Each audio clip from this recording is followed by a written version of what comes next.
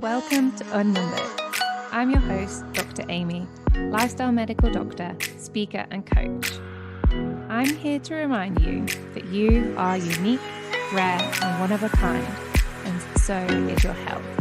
So be prepared to be educated, inspired, and empowered to live a healthy and purposeful life. Okay, so today I am super excited that a beautiful guest that I actually met when I was in Denver at the MAPS conference is Colette Condorcita. Is that how you say your surname? Please correct me. Yeah, Condorcita means little condor, but yeah, Condorcita. Oh, I love that. She's a beautiful human being who, as soon as we started chatting, we just carried on for quite a long time just while we were looking at the study posters. But she's a transformative healing expert who operates Condor medicine, guiding individuals and groups through consciousness exploration using an integrative self-directive neuroplasticity approach. And she's a very passionate advocate for making psychedelics legal in Philadelphia. As a founder of the Decriminalized Nature Philadelphia, she's deeply involved in the Tandavar Retreat Center, an acclaimed hub for psychedelic journeys, and contributes to Five, a platform focused on psychedelic safety and education. I am super happy to have you here today, and I can't wait for you to impart all your knowledge as we're here in Australia trying to transverse this landscape, which is very grey, very new, very innovative, and really we're kind of following on from what we learn across other parts of the world like America. So welcome, Colette. I'm so happy to be here with you, Amy. It's so great to see you again. I know, it's awesome. So tell me, because as I said, it's a difficult landscape. Tell me what it's like where you are in the state of Philadelphia. What's the current standings? What's illegal? What's illegal and what's legal? Great question. So my home base here is in Philadelphia in the United States. I grew up here. I've always had a foot not here. So my experience studying and working with different entheogenic cultures. Entheogens are what we can call psychedelic plants and fungi found pervasively throughout nature. I mean, these are really substances found everywhere. But that's kind of part of the campaign here is that we're really reconnecting individuals with the awareness that these substances are everywhere, especially as they're going very mainstream. However, the legal landscape here in the United States regarding psychedelic compounds, especially on a federal level, which most states have adopted the federal legislation that in 1972 during the Nixon administration, it's a phenomenal list, Dr. Amy. I mean, it's so many different, compounds on it, synthetic as well as naturally found in nature. But yeah, basically all psychedelic compounds that you could possibly think of are more or less on that list and were criminalized under the Nixon administration, as many people do know and believe was in response to, what happened here counterculturally in the 60s. So right now what's happening is that there is a amazing national movement that's been going on, that in over 22 different cities as well as states, they have gone through this process of decriminalization. So there is certain different steps to think about. There's decriminalization, there's legalization, there's medicalization, and they kind of all fundamentally work differently. But decriminalization is really important to us here in Philly. We are the largest, most chronically impoverished city in the United States, and we're also majority Black. We are considered to be the epicenter of the opioid and tranq crisis. Tranq is a street drug known as tranq, but it's an animal tranquilizer known as xylazine that's found in 90% of the street supply of drugs right now. And it causes absolutely horrific gaping wounds, conditions. We have we have thousands of people living on the street, unhoused, addicted right now in the city. So we have a lot of really deep existential problems here in Philly, let alone our violent crime problem here. This is part of equitability in the psychedelic movements. Just before the call, before our podcast started, we were talking about how expensive it is in Australia, what you guys are navigating there as this unfolds. When we're talking about tens of thousands of dollars for treatment, potentially, that inherently removes the ability for most people, especially people of color, to have access to these treatments. So this is incredibly important to us here. I loved that you made the comparison with like alcohol and smoking, because there'll probably be people listening to this and psychedelics and plant medicine may be really quite far-fetched for them, and something that they've never considered, and something that, as I said, it's currently not available and it's not legal in Australia, right? So they're going to be like, why are you talking about these things? But quite rightly, yes, psychedelics cause more of a mind-altering state, which it doesn't necessarily happen through smoking tobacco and necessarily alcohol in a good way.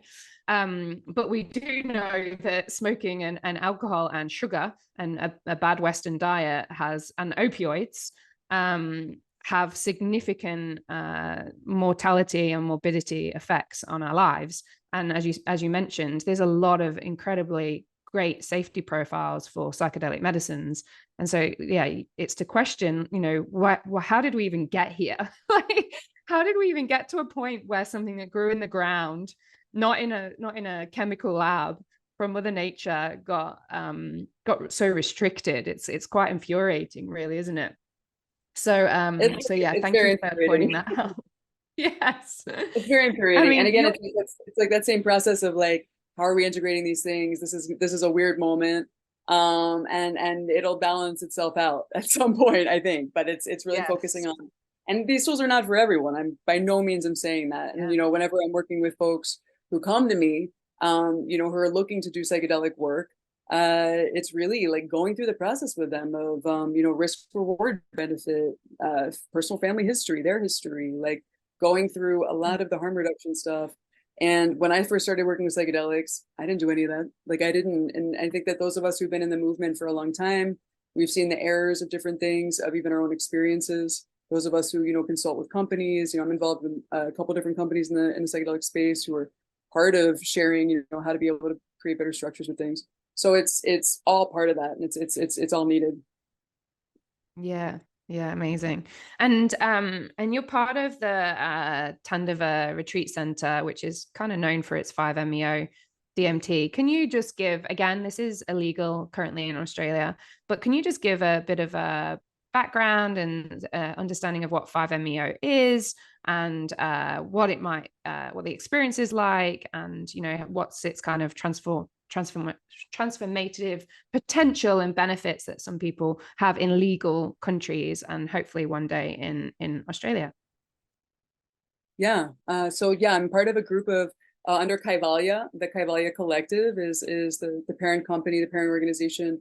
My dear friends Joelle, Victoria are really the keepers of the organization. But we have a physical retreat center in Tepoztlan, which is about an hour and a half south of Mexico City. We also have an online training platform that is focused on safety and harm reduction for individuals who are interested in using 5-MeO-DMT, as well as a 9-month facilitator training program that I'm a part of that is just about to get relaunched. So those of y'all who are interested, it's 9 months online training, and then there is a practicum in Mexico, and it's a really amazing collective of individuals, multidisciplinary, really giving best practices and perspectives on how to utilize 5-MeO in really all the things I'm speaking to, focus on harm reduction, safety, etc. 5-MeO-DMT is considered to be the most powerful psychedelic compound in nature. It's found endogenous in nature in a variety of plants, as well as animals, and the highest concentration of what's known as the Bufo alvarius toad. It's a toad species that's endemic to northern Mexico, the southwest United States. Many individuals have come to start working with Bufo, and it's literally the venomous extract of the toad. There's a lot of safety challenges in working with Bufo. A variety of us in the space have stopped working with that and have focused on working with synthetic 5-MeO because it's way easier to dose. It doesn't have any of the potential cardiotoxic properties of Bufo, as well as there's not this sort of very ecologically complicated process of taking the toads and collecting them, which can basically pass on this pathogenic fungi that's decimating amphibians around the world right now, and just kind of the impacts of humankind and climate change, these things that we see on nature. So 5-MeO-DMT is a very interesting compound. It sounds similar to DMT, and for those of you who have had experience with DMT or related, understand what it is. But 5-MeO-DMT and DMT work really differently. There's a few chains on chemical structure difference, but it functionally creates a really big difference in the experience. 5-MeO-DMT is fundamentally an ego-dissolving medicine. All of the entheogens and psychedelics out there have this capacity to completely take the ego offline. However, 5-MeO, that is really the essence of it. And many individuals kind of use it for this intention and purpose of having the mind completely go offline. What can happen with a 5-MeO experience is really varied. However, instead of having more of sort of like a visual type of immersive, what we could call vision or hallucination, however you'd like to frame it, 5-MeO is more like a knowing or a feeling that you relax into when you have the experience. And so ideally speaking, you know, from my perspective, there's of course different people how they like to facilitate and use this tool. Because it's such a big tool, anyone who's listening and interested in using this, please do not use it by yourself. Please use it with someone else, because the mind can go offline, and you can also become very dynamic physically on it. So this is definitely a psychedelic that you want to have a lot of caution with, as well as doing other care with. Please do not take any type of SNRIs with this use. There's of course other mental health precautions that individuals need to take with this. It's the biggest tool out there. And when people are really in that fully immersive, relaxed 5-MeO experience, lots can happen there. But really it can feel like oneness with God, oneness with nature and creation, where there is no self there. It is just that feeling of oneness with all. And of course, there's lots of in between in that. There's a lot of catharsis that can come through with this tool that has both conscious and unconscious. For people who, you know, might have what's, you know, a whiteout experience, let's say, and might not even necessarily remember being in the medicine. A lot of different things can come through in that process when their mind is coming back online and in the integration process. So it's a really great tool, I think, especially for addiction breaking. It has very powerful neuroplastic properties to it, but I think it's also something that's incredibly great for individuals who are, you know, ready to have that kind of experience, that big experience, and are of course doing the really good proper preparation and preparing for that landing pad, preparing for that integration on the other side. But it's a really great multidimensional tool that is useful for a variety of different things, but I think especially for those aspects, as I mentioned. Wow. Yeah, amazing. And do you find that in Mexico, where it's the toads are naturally, do you find that there are shamanic maestros that just work with Bufo? Yeah, so you know, Bufo, so there is a culture there. Well, no, there's two cultures called the Seri and the Yaqui. The Seri and Yaqui are interrelated indigenous communities, but they come from the Sonoran Desert. And what's interesting about their culture, Dr. Amy, is that they've always had the practice and the connection and the cosmovision that's been related to this toad. However, the actual cultural use of extracting it and smoking the secretions is something that's really relatively recent. An indigenous elder that I work with who is based in Mexico, Don Alberto Yarlecki, who is an amazing human. He's been initiated by like 3 different cultures, an ayahuasquero, but has been given permission by several other cultures, also a transpersonal psychologist. He shared with me that, you know, his perception of Bufo, which is what they call otak, it's the more traditional name that they utilize, that it was just lost. The information was lost during colonialism, and how to actually utilize it for that particular aspect. And this is kind of the, you know, my personal hypothesis. And when we're talking about shamanism and individuals who are able to engage in transpersonal states of consciousness with or without actually consuming anything psychedelic, there is a certain frequency that help people, especially First Nation people, and you being from Australia, I'm sure, you know, might understand this in understanding, you know, how Aboriginal communities work there, et cetera, with the dreaming, that there is like these different ways people connect with it. So yes, there are individuals who just work with Bufo or Otak, and are connected to those communities there. And they've created sort of their own connection of their own traditional ways and how they connect and relate to that species as part of their own cultural architecture, as well as sort of the newness of utilizing this particular medicine and more of like neo-shamanic rituals. Wow. I need to go to Mexico. Mexico's amazing. Yeah, I know. I have been, but I haven't been for that reason. Yeah, incredible. Yeah, I love learning the science, but I just also just love learning the culture and yeah, like you said, the architecture around it and the spirits of the plants and the animals that are being utilized. So when you said that it's relatively new, that they've started to extract the crystals, what were they doing before? Do we know? Well, I mean, as I spoke to, 5-MeO is found in a variety of different plants. For example, it's found in yahe, which is the form of ayahuasca, that comes from Colombia. It's found in different shamanic snuffs. So, you know, the cultures in Mexico, there's so many different cultures there, Amy. You know, it's like, and some of them are plant medicine cultures, like the Huirarica, for example, who are the carriers of the hickory or the peyote. There's Tepetzcohuite, if I'm even saying that right. It's another DMT source that's like a monoamine oxidase inhibitor, DMT combination medicine that has ancestral use there. So there's a lot of different psychoactive plants when you start getting into really like Southwest United States into the Amazon basin. The Amazon basin is the highest concentration of them.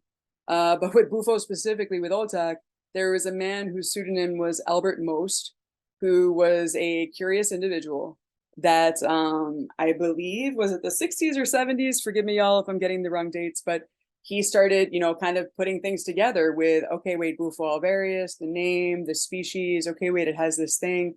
And just through his own psychonautic explorations, he went out there and he caught some toads and smoked them, smoked their venom. And he came out with this like zine, Amy, that became, and it was called the, you know, the Sonoran Desert Toad, you know, and this became pervasive. And this individual started finding this zine, and it gave specific instructions how to find these toads, where do they live, and so, okay, you got to go to a river. They come out this certain period. They only come out of the ground 3 months a year. This is how you find them. This is how you do. So this is like, you know, some white guy from the United States put this together.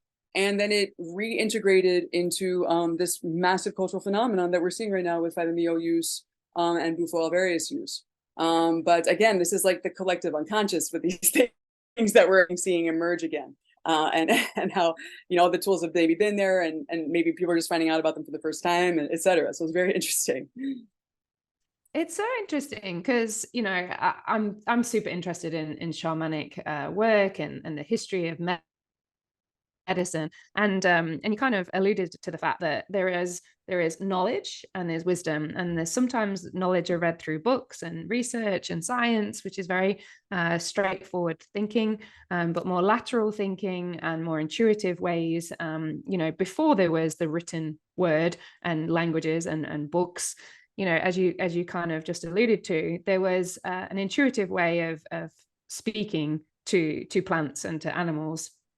And you know, essentially all the things that we know now came from people that were lateral thinking, and they weren't just following, I don't know, following the herd. And I think that currently in our culture, I suppose we're often thrown arrows at for trying to think laterally. And, you know, as a doctor myself, you know, I love the science and I follow the science, but there's always an innate thing in me that feels very intuitive. And I think it's very hard to subtract that from yourself when you have a feeling or a knowing. And I think it's important to find respect in it. And if you don't yet have uncovered that for yourself, then I think that's something that I think psychedelics often brings out in people. When I've seen people in psychedelic ceremonies and I've spoken to them afterwards in integration, I find that people have this understanding or knowing about who they are or what they need to do,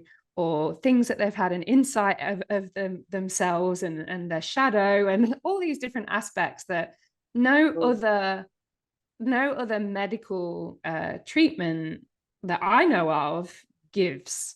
And I think that's really powerful. And I think that we need to open up these conversations just more frequently without coming from a space of, holy shit, like this is going to open up a world of people where people just want to run around and do underground ceremonies. That's not what I'm condoning, but what I'm super interested in is how can people explore safely, and how can we bridge the gap between science and spirituality, and then look at what that looks like in a medical model, and also from an indigenous perspective. And I know that you're very deep and work with the indigenous.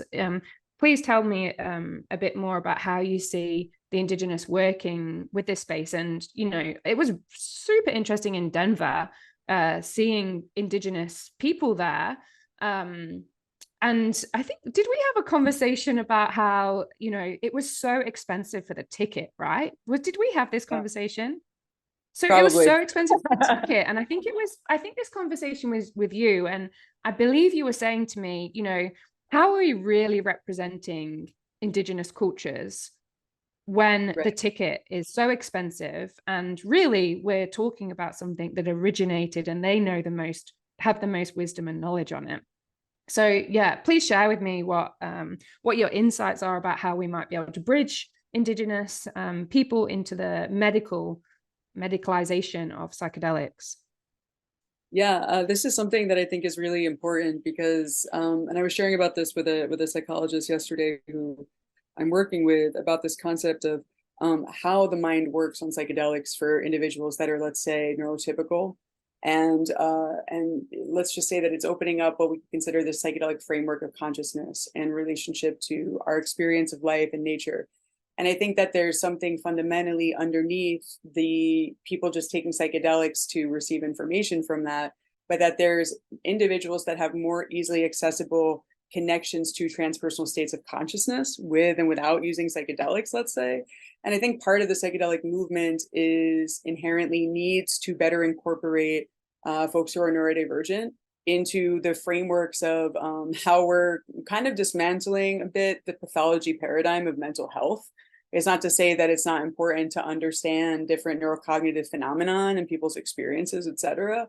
But that's, I think that this sort of indigenous aspect of the different cosmovisions that come through in every remaining indigenous culture left on the planet is really a completely different framework than a neurotypical, especially global north framework of conceptual reality.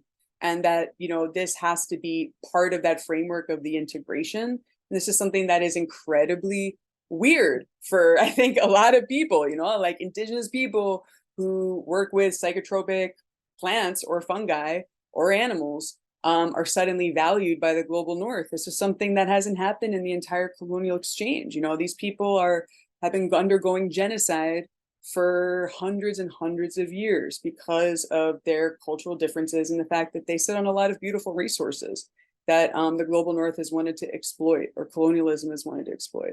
I think it's incredibly complicated, Dr. Amy, especially when we get into, you know, most of my time, you know, I've been out in the world quite a bit and working with different indigenous communities in Southeast Asia, Africa, et cetera. But we're talking like going on 15 years, studying, working, collaborating with indigenous people in the Amazon basin.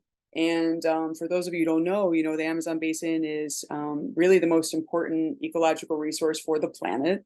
And it's predominantly, you know, occupied by ayahuasca cultures that have incredibly complex botanical relationships with nature and in their community, transpersonal relationships with nature, animist relationships with nature. And so these people are on the front line of protecting that nature in the face of the petroleum industry, the illegal logging, all these things. So it's something that underneath, you know, the psychedelic revolution that's happening, for me personally, I see it as nature trying to kind of wake up the global north into our fundamental impact on the global south and on nature itself. And so I think that kind of underneath that individual healing, my personal story, there's kind of this aspect of how we can use psychedelics as a catalyst to shift community, support healing with nature. And I think that that's a narrative that needs to be better integrated, especially in the capitalist lens of psychedelic use and how psychedelic culture is infiltrating the global north right now. Oh my goodness, just so much juicy information here, Colette. We're running out of time, and I just wish we could just keep talking forever. But I absolutely love the work that you're doing, and I'm sure we're going to be chatting a lot more. Can you give me some last words for people from a safety perspective? As we've mentioned, it's illegal here in Australia, but from a safety perspective, if people are starting to wonder about psychedelics, what things that they should really be cautious about and aware of, and think about the contraindications. Can you share that before we go? Yeah, so there's a lot of great resources out there for people. I would definitely look to Tandava Retreats and our 5 platform on vital education, safety, and harm reduction for 5-MeO-DMT. There's lots of great information there on how to really take the right steps forward, as well as to find individuals who are facilitators in our network that are vetted by the team and us. I think that it's really important for people to start slow, to do their research, to talk to individuals, to understand too, like what is their kind of bandwidth at life, to open up Pandora's box. Because every time we work with psychedelics, there is the capacity for stepping into the unknown, whether it's your first time or whether it's your 1000th time. It's always the first time, which is something I like to say to people. So I think it's really, getting your ducks in order, understanding the tool in particular that you're wanting to work with, because each psychedelic works differently and has its own way, its own harm reduction that needs to be considered. For sure, if individuals have any underlying health issues, heart issues, breathing, are on other meds, if they have personal history or family history of psychosis, of what we could call borderline personality disorder, these other things that might be destabilizing for them fundamentally to take psychedelics. So really, if I were to summarize, people of course can find me. I'm a great resource, but please do your homework, go slow, have a friend there that you love and trust. And for facilitators, if you're looking for a facilitator, please relentlessly ask them all the questions. How long have they been doing it? Who have they studied under? What's their personal experiences? Do they have other people that you can talk to who've experienced working with them? What are their safety and harm reduction protocols? So there's really just, don't feel like you're asking too many questions. Don't feel like you're being too shy or timid. It's all okay. And I think that it's better to really be prepared and to know what you're getting into, as opposed to just, not doing that. So yeah, just have fun, but also, do your homework and then do your due diligence would be my summary. I love that. Thank you so much, Colette. You are so articulate. I love your vocabulary and the way that you speak. Just wish I could put your brain into my brain. And I'm sure we'll keep chatting. And yes, and thank you so much. I think it's been super insightful. And if anyone has any questions, they'll be able to just type below in Instagram and YouTube, and then we can always run back to them and give them some answers. But thank you so much. I will not take up any more time because I know you're a super busy woman, but it was an absolute pleasure of having you on the podcast. So happy to be here. Thanks, everybody.